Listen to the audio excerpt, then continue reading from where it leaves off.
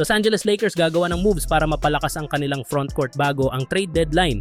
Pero bago yan, malaki ang pagsisisi nga ng Pelicans kay Dalton Knecht matapos magpakitang gilas ang rookie na ito sa NBA. Matatandaan na naging bahagi si Knecht ng controversial na Anthony Davis trade noong 2019 kung saan ibinenta ng Lakers ang kanilang first round pick sa Pelicans kapalit ni Davis. Ang trade na iyon ay nagbigay ng isang kampyonato para sa Lakers sa unang taon ng duo ni na LeBron James at Anthony Davis noong 2019 to 2020 season. Ngunit sa kabila ng trade, ang isa sa mga pick na nakuha ng Pelicans ay hindi nila ginamit sa 2024 NBA draft. Imbes na kunin ang number 17 pick ng Lakers ngayong taon, pinili nila ang pick para sa susunod na taon sa 2025. Sa desisyong iyon, napunta kay Dalton Knecht ang number 17 pick na ngayon ay tila isa sa mga pinakamagandang hakbang ng Lakers. Sa kanyang rookie season, gumawa si Knecht ng career high 27 points laban pa mismo sa Pelicans, ang team na tumangging kunin siya.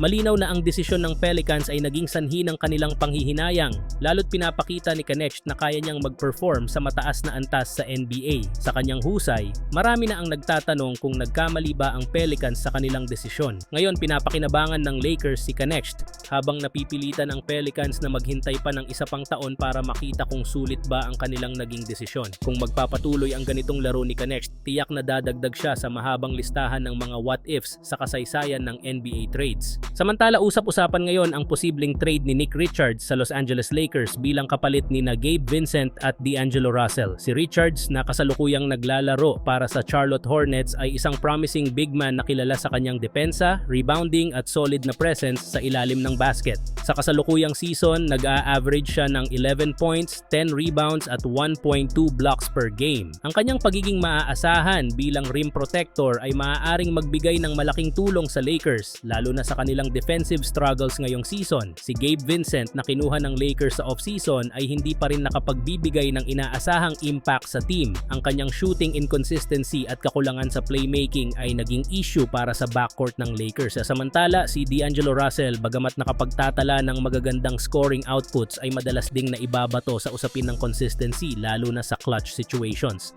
Dahil dito, pinag-iisipan ng Lakers ang trade option para mapunan ang kanilang kahinaan sa frontcourt. Ang pagkuha kay Nick Richards ay magbibigay kay Anthony Davis ng dagdag na tulong sa ilalim. Kilala si Richards sa kanyang high energy plays at hustle na tiyak na makakatulong sa defensive end. Bukod dito, magiging balanse ang lineup ng Lakers kung magkakaroon sila ng isang young and athletic big man na maaasahan sa mahihirap na laban. Bagamat malaking risk ang pag-trade kina Vincent at Russell, posibleng ito na ang sagot upang maging mas competitive ang Lakers sa highly contested Western Conference. Ang tanong ngayon, handa ba ang Lakers na magbigay ng kanilang mga guards kapalit ng isang promising big man? Tiyak na magiging mainit na usapan ito sa mga darating na araw. Ano sa tingin ninyo, sulit ba si Nick Richards para sa trade na ito?